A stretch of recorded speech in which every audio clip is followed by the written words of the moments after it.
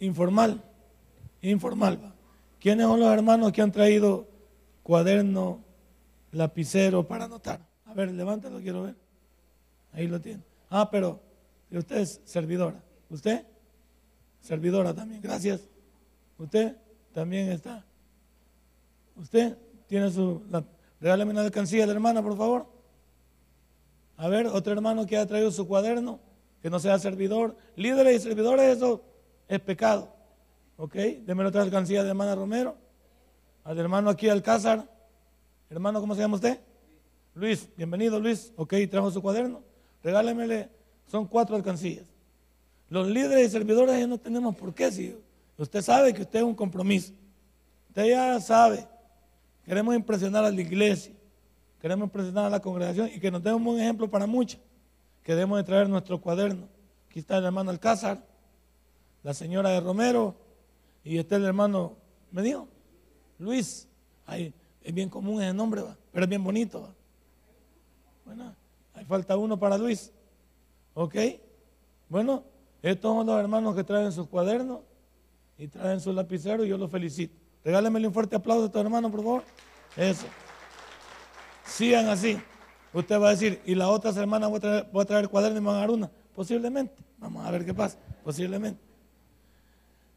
Nosotros, en el versículo 13, ¿ya leíste, hermano Luis? ¿Ya leyeron su alcancía, hermano Luis? Ya, correcto. Es que estos hermanos se las quedan. Hay veces dice que la dieron, pero no. Y Stephanie se la lleva para la casa. Y ella la vende después en Promérica. Bueno, la Biblia dice,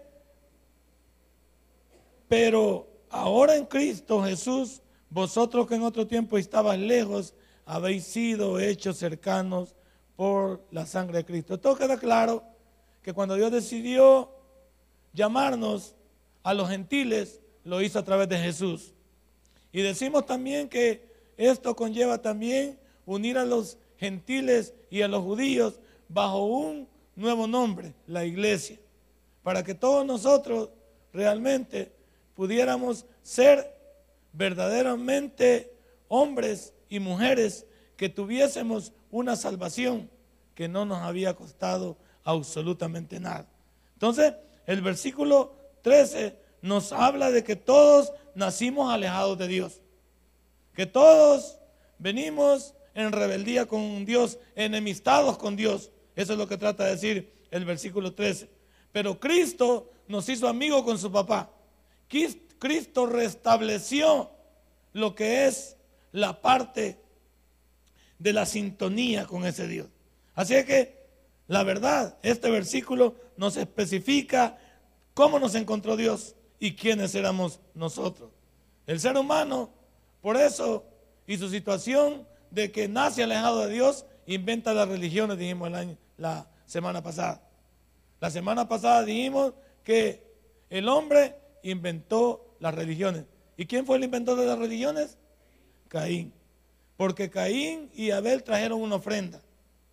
Y Dios no vio con desagrado una o la otra porque realmente fuera mejor, sino por lo que Dios había pedido. Dios había enseñado cómo acercarse a Él, la manera de venir a Él. Por eso el hombre no tiene que hacer ese montón de ritos, costumbres y ese montón de cosas que hace para ganarse la salvación, que no puede hacerlo, porque nadie puede ganarse la salvación. Si no, porque bendito, decíamos, vino Cristo Jesús entonces a este mundo. Ya sabemos que lo que descodifica esta Biblia, lo que hace que podamos entenderla, lo que hace que podamos ser personas, que podamos también sacar el mayor provecho de esta escritura, es el Espíritu Santo. Y el Espíritu Santo viene a ti y viene a mí cuando recibimos a Cristo como nuestro Salvador personal. Desde ese momento quedamos sellados. Hay una cosa que se me había ido. Si desde el momento que recibimos a Cristo, nuestra vida queda sellada con Él, ahí enseña que la salvación no se pierde. La salvación no se pierde. Porque ¿cómo es posible que Dios te dé algo y te lo quite después?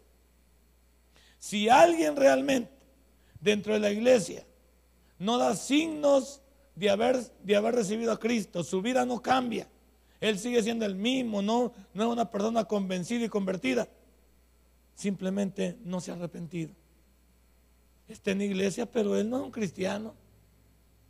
Y no es un cristiano simplemente no porque yo lo diga, porque sus frutos lo dicen. Y porque lo que debe haber en una persona después de que es sellado con el Espíritu es una vida nueva, una vida regenerativa. Y hablamos de regeneración porque el hombre no cambia con la misma intensidad todos. Hay quienes les cuesta, hay quienes están luchando y hay unos que rápidamente, como dicen en mi pueblo, se le caen todas las escamas. Bendito sea Dios. Pero la salvación no se pierde, porque había que preguntarle a la gente, ¿por cuántos pecados murió Cristo? Por todos. Cristo no murió por ni pecados veniales, ni mortales, ni blancos, ni azules. Pecado es pecado. Y Cristo le pide al ser humano que se arrepienta y venga a Él. Y cuando viene a Él, es sellado, dice la Biblia. Al ser sellado, ¿y cómo ejemplifico esto en la vida diaria para entender el sello de Dios para aquellos que no agarran esto muy al hilo? La comparación es burda, pero hay que hacerla. Eso está como cuando alguien tiene una res, o tiene un caballo, tiene un buey, tiene una vaca. ¿Qué hacen con ese ganado? En el caso que se les pierda o se les vaya, le ponen un fierro, se llama, un sello. Las iniciales del dueño es puesta en la pierna o en la parte, sí, en la parte de aquí, ¿cómo se llama esto? En los muslos. Allí es pues, amarran a la bestia, ¿verdad? Y le ponen eso. Eso significa que donde vaya esa bestia y alguien se reporte dueño de ella, le dice, enséñame el sello porque esa bestia es mía. Es burda la comparación, pero es para decirnos quién es nuestro propietario. Desde el momento que fuimos sellados, hay un sentido de pertenencia para con ese Dios. Entonces la salvación no se pierde porque Cristo murió por todos los pecados y por toda la humanidad, ¿o no? Por eso no es cierto que la gente se va por mal al infierno, ni se van por buenos al cielo. Esa es una farsa. La gente va al cielo por reconocer a Cristo como su salvador personal en su vida. Y la gente va al infierno cuando lo rechaza, cuando decide decir, no quiero nada con Jesús.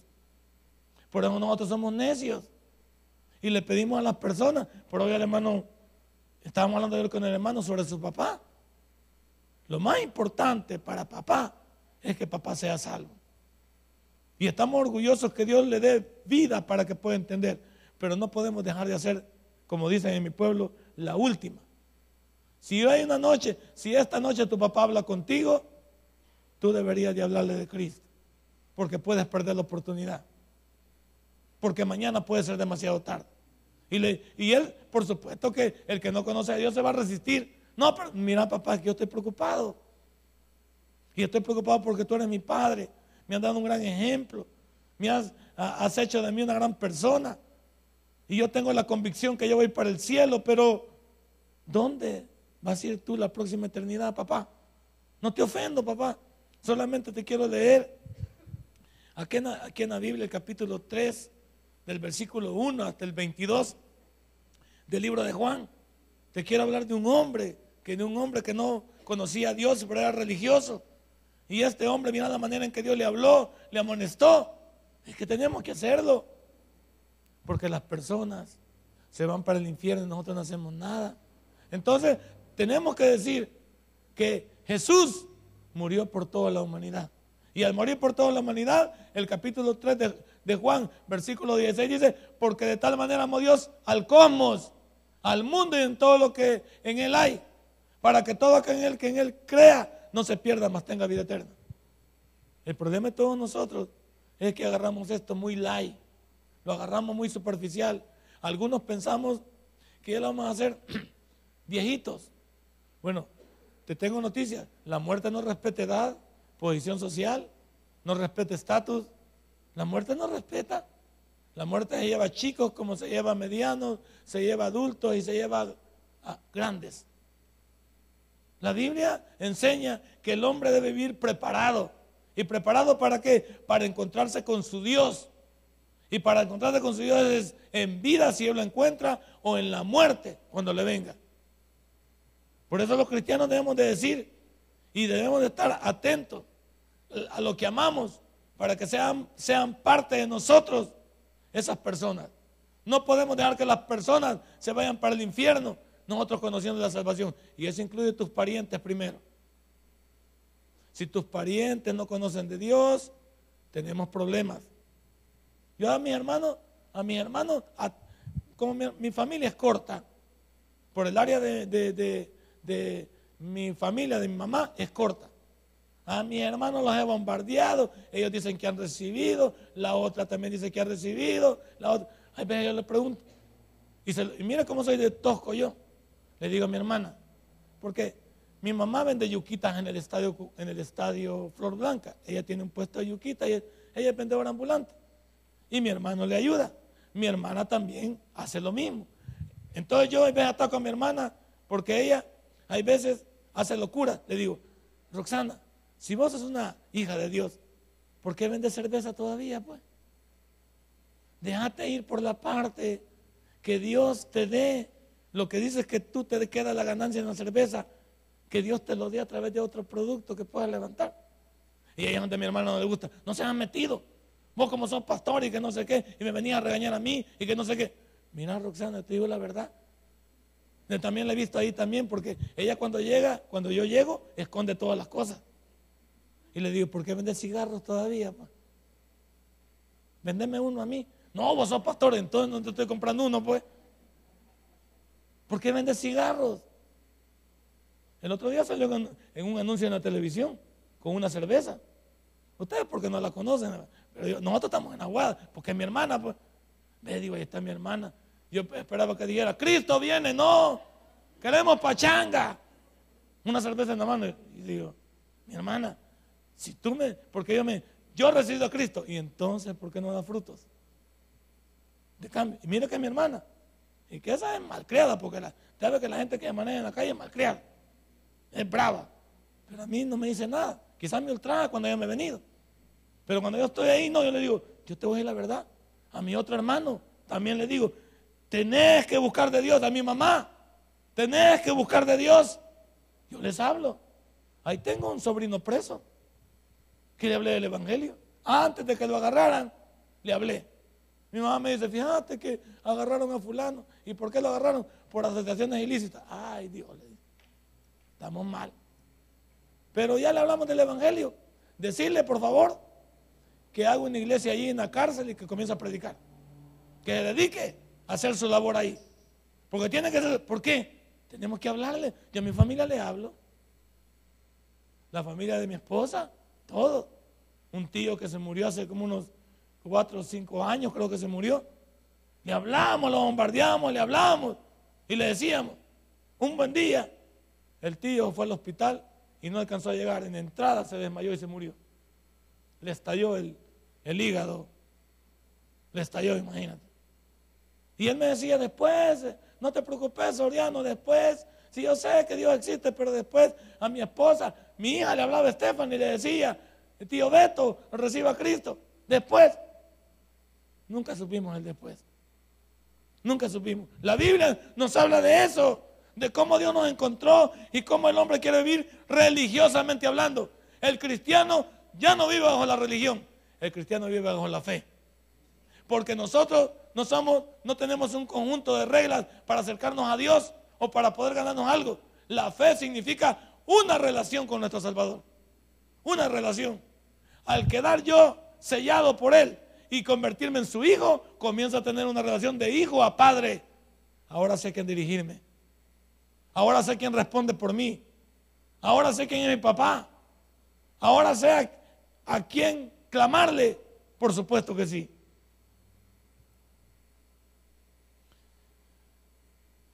Veamos lo que dice, por favor, el libro de Juan, capítulo 3, del que les estoy hablando, ¿eh? Del que les estoy hablando, de un hombre que vino de noche, de un hombre que por el puesto que ostentaba, vino de noche a Jesús. Y Jesús lo topó de cuerda, como algunos de nosotros nos topa de cuerda, que pensamos que nos hablan de una religión. ¿Lo tiene? Había un hombre de los fariseos. Había un religioso. Había un hombre que leía la Biblia y se la podía. Porque hay mucha gente en el mundo que lee la Biblia y se la puede. Se pueden textos, son gente que han escuchado, que saben manejar la Biblia. Y mire, se llamaba Nicodemo, un principal de los judíos. No era cinco yucas. Y mire el 2, este vino a Jesús de noche. ¿Por qué vino de noche?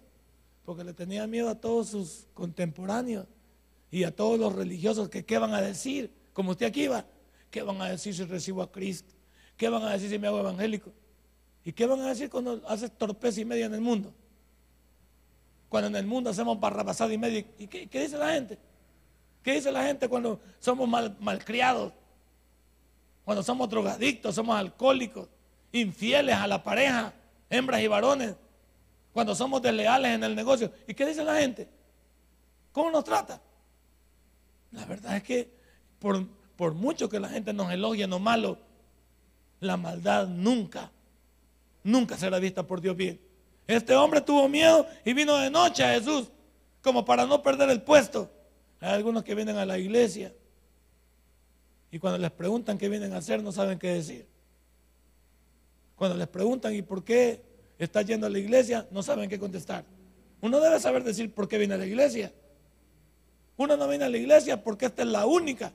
Yo no, voy a decir algo, adelantándome. Usted nunca debe invitar a alguien, vamos a mi iglesia porque ahí tienen la salvación. Nosotros no somos los exclusivos de la salvación.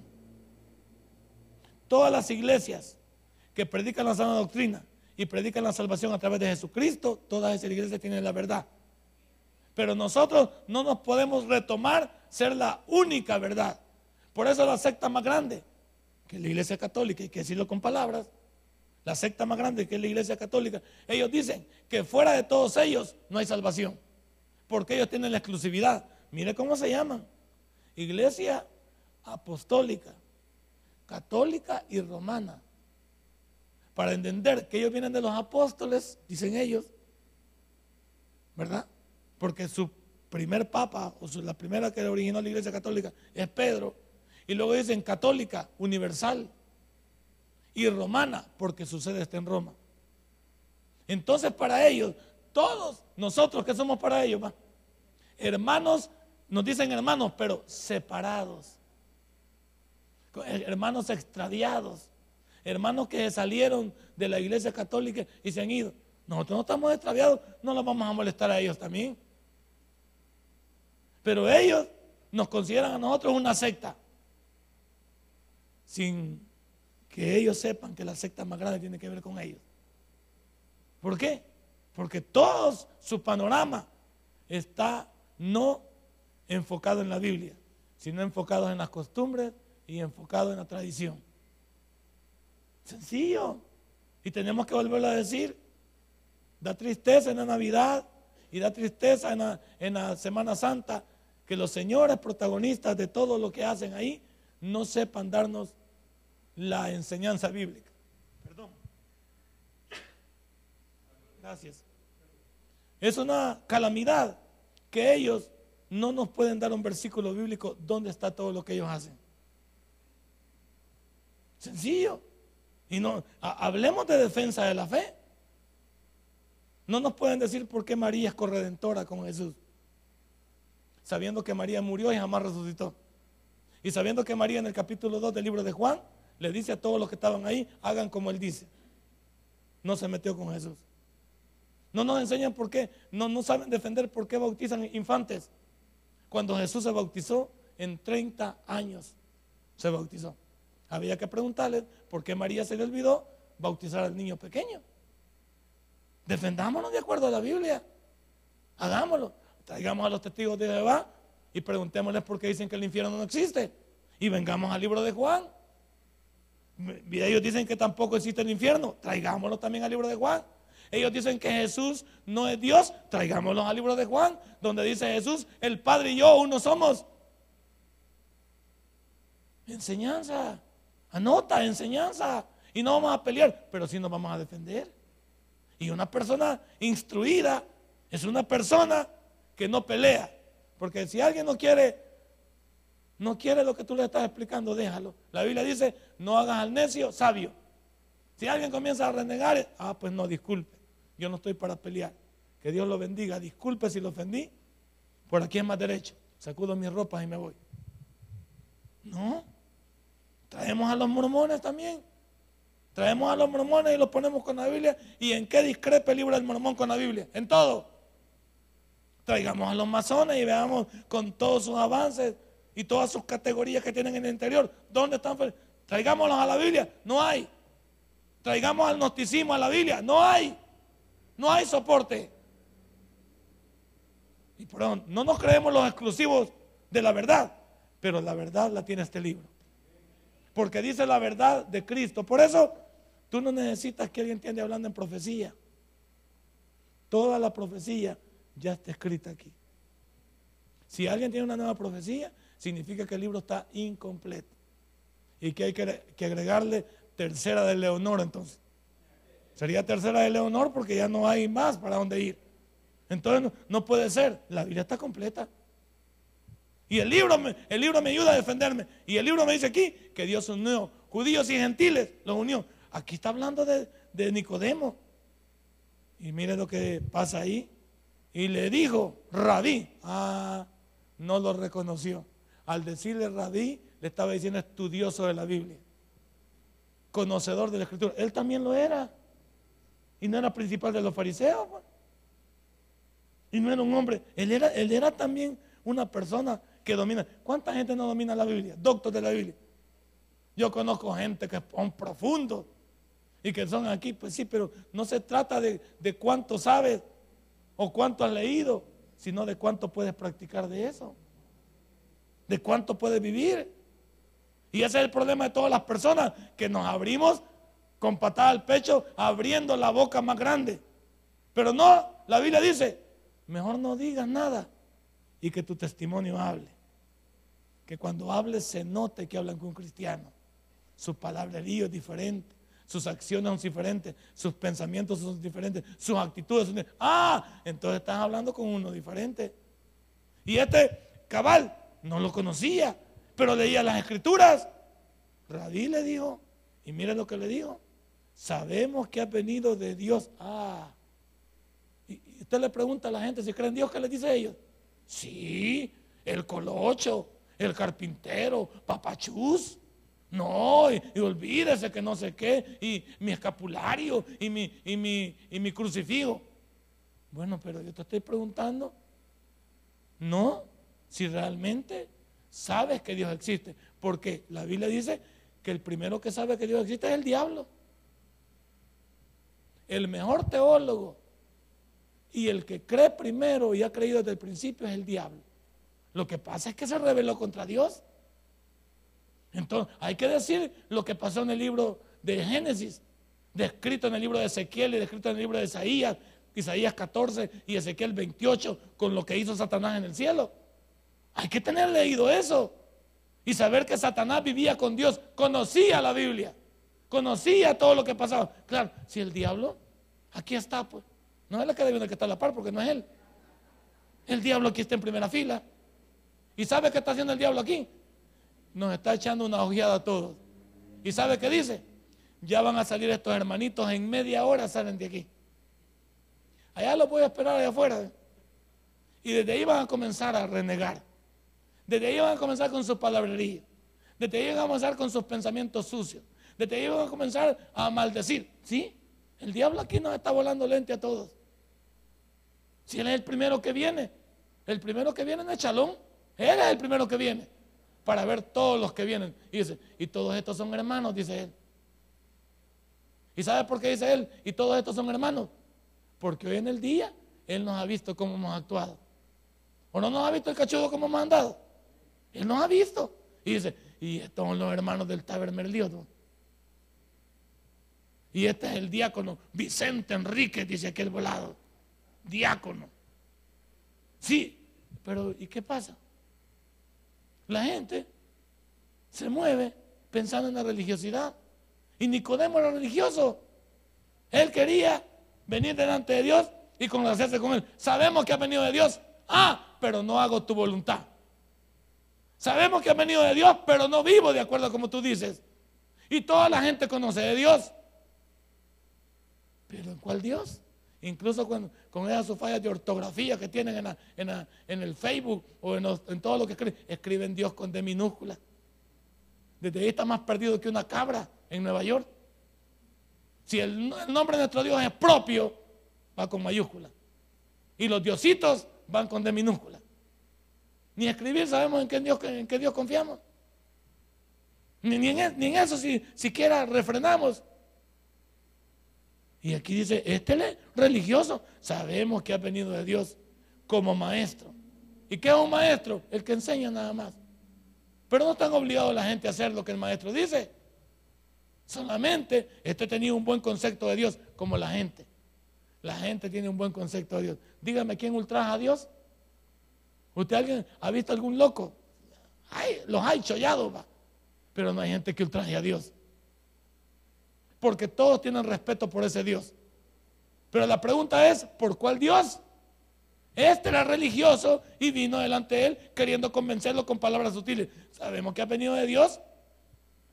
Y le dice ahí también, como maestro, como enseñador, como pedagogo. Y oiga, porque nadie puede hacer estas señales que tú haces si no está Dios con él. ¿Va?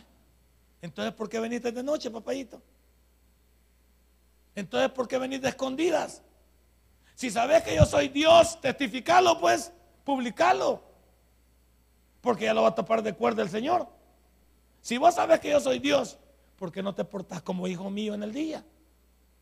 Si vos sabes que yo soy Dios, ¿por qué no le hablas a tus compañeros de trabajo? Si vos sabes que yo soy Dios, ¿por qué no le hablas a las personas de mí? Todo lo que decía él era pura palabrería. ¿Y cómo lo demuestra, pastor? Sigan leyendo. Si la Biblia es tan natural para entenderla. No hay que echarle palanca. Y pastor, ¿y usted cree que quiere decir ahí? Como algunos vienen, pastor, y es cierto que la bestia del Apocalipsis es mi suegra. Como ha oído el pastor ahí abajo, que el pastor dice así, va. Que el pastor compara esto y lo otro. Hay gente que está chollada, va. Pastor, y es cierto que la suegra mía es la bestia del Apocalipsis. No, papá, ¿dónde lo has oído? Es que yo oí allá al pastor. Sí, pero lo dice como un chiste, hijo. Pero como hay gente que agarra todo, eso sí lo agarran todo, lo agarran de sopapo. Y entonces, mire lo que le preguntan, pues. Va que está loca esa cosa. Sin ir a investigar. Y la Biblia es tan natural. Y para que quede claro, su suegra no es el anticristo ni es la bestia. Que podrá tener algunos comportamientos tal vez, pero no es ella. Entonces mire lo que dice aquí, en versículo 3. No mi suegra, porque mi suegra es la más chula del mundo. Ahí con ella no se metan, ¿verdad? Ahora miren lo que dice. Respondió Jesús. A Jesús no se dejó impresionar en el versículo 3. Y le dijo, miren lo que le dijo. De cierto te digo, que el que no naciere de nuevo no puede ver el reino de Dios. Lo topó de cuerda, va. Porque ya no lo voy a seguir leyendo yo porque es ayudarle a usted y su lectura bíblica. Lo que Dios entiende aquí y él le va a decir es, Señor, ¿y cómo puedo meterme ya viejo en el vientre de mi madre? Y Jesús ya le iba a dar un coscorrón.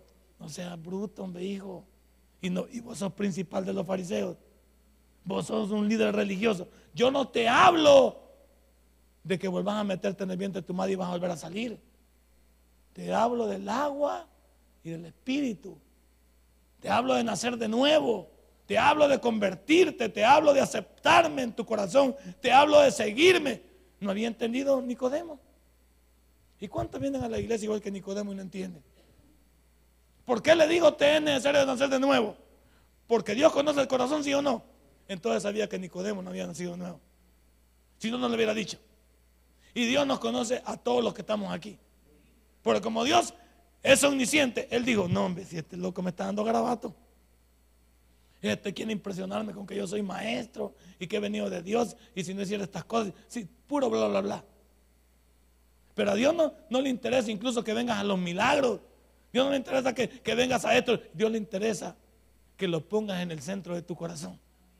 Que lo pongas en el centro de tu vida. Y que se note diariamente que Él es mi pastor. Que Él es mi Señor. Estos mensajes que a ellos no les gustan mucho. porque como es de enseñanza pura y me confronta con mi fe, ese es el problema de muchos. Que estos sermones venimos a querer escuchar de carros, venimos a querer escuchar de otros. No, hermano, primero prepárese para saber manejar lo que Dios le va a dar.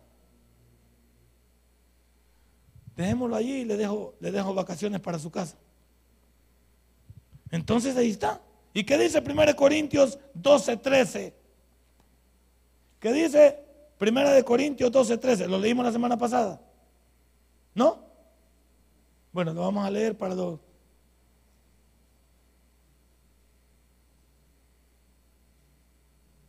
Ahí estaba, 1 Corintios 12:13.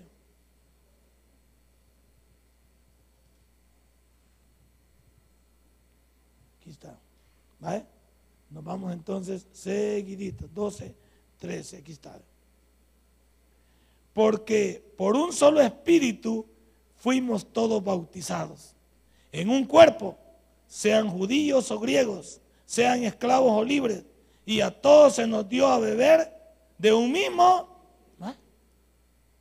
Pero cuidado con esta cosa también de las iglesias perdidas.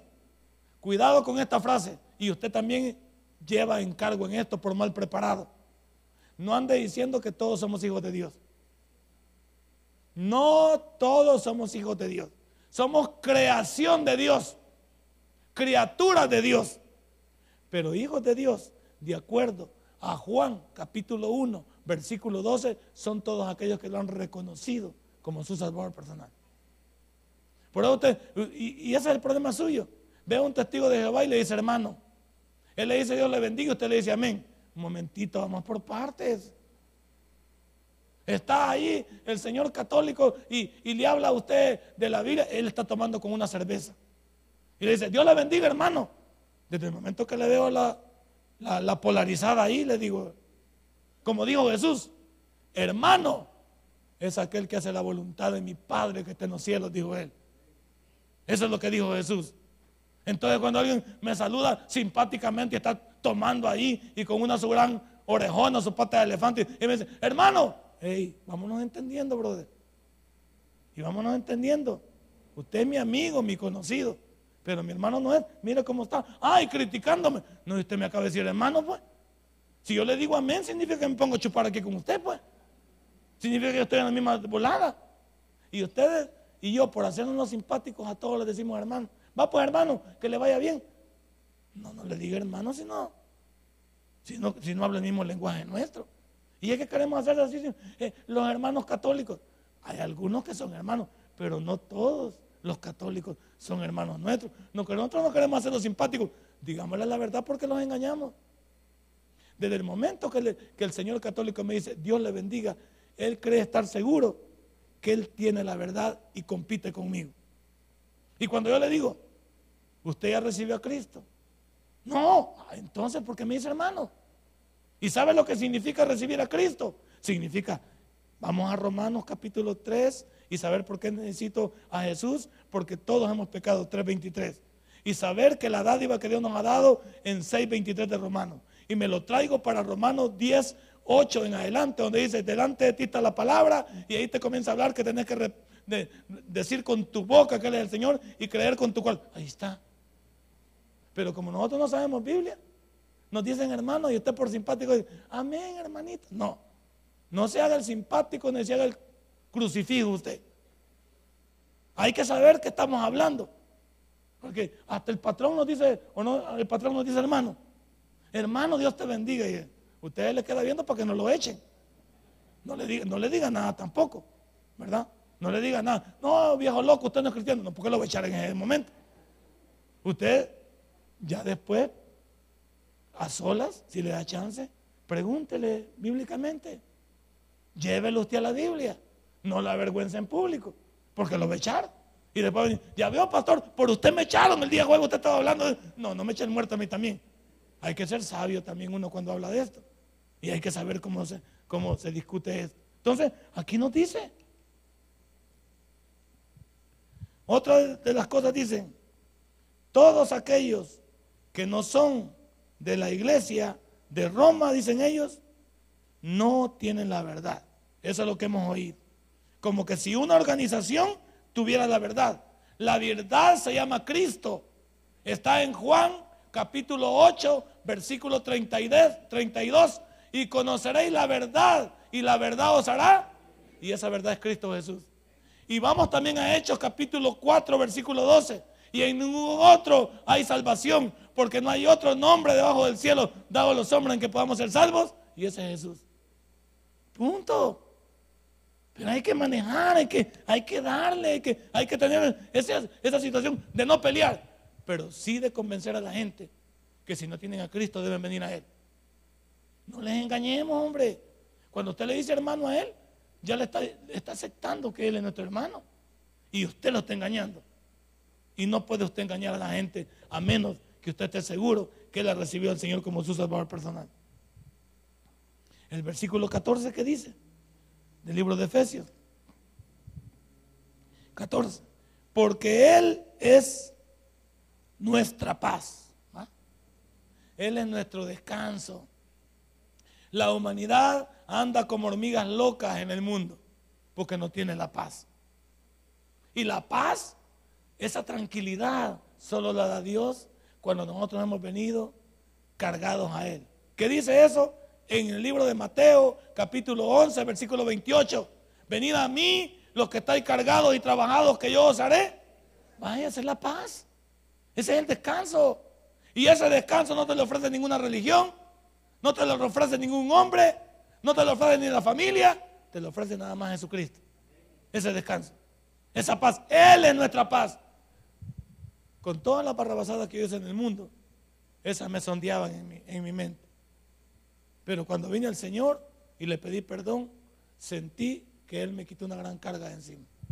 Y también comencé con las personas que había ofendido a pedirles disculpas también. A los que había ofendido. Y si no podía llegar hasta ellos, en mi oración le decía: Señor, discúlpame lo que yo le hice a esas personas. Cómo me comporté, cómo les causé daño, cómo las engañé. Perdóname, Señor. Yo le dije al Señor. ¿Y cómo dormimos a partir de ahí? Tranquilos. Hoy le digo al Señor: bueno, sí, cuando tú quieras, Señor, o sea, si Él pretende algo con uno, cuando tú quieras. ¿Por qué tú puedes hablar así? Cuando le dices: Señor, cuando tú quieras, por la paz que tiene. Yo no estoy pidiendo tiempo extra. El tiempo extra lo pido para seguir testificando a Dios y hablando de Él, pero no para componerme. Para componerse, ya deberíamos estar en proceso de componernos, ¿o no? Y a estas alturas, ¿cuántos años tiene usted de congregarse, hermano? ¿Cuántos años tiene de congregarse usted? 10, ¿vale? Lo que tiene esta iglesia. Ya a estas alturas no vamos a estar esperando que el hermano Vicente le pide. Ya el hermano Vicente, de acuerdo a 1 Corintios, ya no es un niño de leche. Es un niño ya de verduras y de carnita. Si no, él es, que parece niño, dice la hermana. Sí, parece niño, pero porque quedó chiquito. Pero no es, si el hermano Esteban me está diciendo que usted está pequeñito, sí está bien, eso está bien. Pero lo que estoy diciendo hoy aquí es que él ya es una persona con características de ser ya creciendo. ¿Y cómo se le llama eso en la Biblia? Madurez. Él ya está maduro, pues 10 años. Y todavía se va a comportar como que no conoce a Dios. ¿Y cuántos conoce usted que tienen un montón de años en la iglesia y no se les ve el cambio? No se les quede viendo, para que no se sienta mal. Entonces, hermano, ¿cuántos conoce? Mire, ¿sí o no? Usted conoce gente vieja. Y lo digo porque sabemos de dónde venimos, todos. ¿Cuánta gente vieja usted ha visto? Y no se le ve el cambio. Van para peor, pues. Van para peor. Un pastor, imagínense que se comporte mal. Me acaban de decir de un pastor que es la tercera barrabasada que hay en la iglesia, pero ahora se le fue la mano, porque antes había tenido dos señoras dentro de la iglesia, pero las señoras no eran fértiles. Ahora agarró una bicha y la bicha quedó embarazada. Y no solo eso, la cipota tenía su esposo. ¿Qué vamos a hacer con ese esposo hoy? ¿Cree vamos a pedirle a ese esposo que siga a Dios? Que Dios de aquí que allá. Si los que estamos predicando el evangelio tenemos teología, tenemos aprendizaje, y le salimos con esa barrabasada, muchachos, de quitarle la ovejita. Y peor que la cipota, ya tenía 2 niños. Y ahora, ¿cómo van a quedar? Le hacemos un daño al evangelio, a la familia. Y los hermanos me dicen, ¿qué vamos a hacer? Nada, hermano. Los que tienen que hacer algo son los de la iglesia. Decirle al pastor, hasta aquí no más llegamos. Si es la tercera vez que lo hace, pues, si le seguimos dando cancha, va a agarrar a otra. ¿O no? Porque gallina que come huevo, aunque le quemen el pico. Si uno no se compone las primeras, ¿qué esperaba? Y el hermano dice, el que no, imagina cómo son de pícaros estos. El que no me perdone tiene falta de amor. Salí con unos versículos machacados, trillados y puestos a tu disposición. Como aquel que dice también que cuidado con tocar al ungido de Jehová. Son patadas de ahogado. Son patadas de ahogado. Ya de un pastor, 2 mujeres primero y esta tercera, y esta bicha, no hombre, eso no se hace. No se preocupe que no es de aquí del país, no esté levantando falta de expectativa, no es de aquí.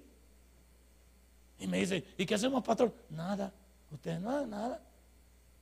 Ustedes sigan su camino y que ese sea su espejo para comportarse diferente. Le dije al pastor que me llamó, ese es tu espejo.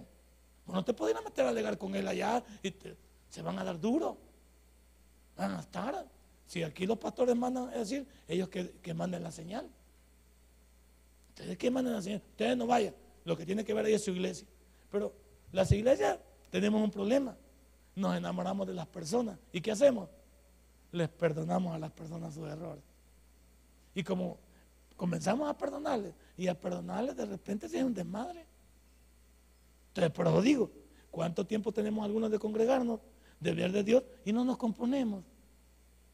El mismo tetunte, y lo digo folclóricamente hablando, el mismo ladrillo seco, le echan agua, usted le echa agua al ladrillo de calavera, ¿y qué pasa? Al ratito está seco otra vez. Nada. Y hay hermanos que no queremos cambiar, y como este sermón está dirigido a Ciudad Merliot, no me lo saque de aquí. Cada uno de los que visitamos esta iglesia ya no debe dar pena hacer cosas que no son de Dios. Hablar, hay quienes hablamos y todavía nos sentimos simpáticos.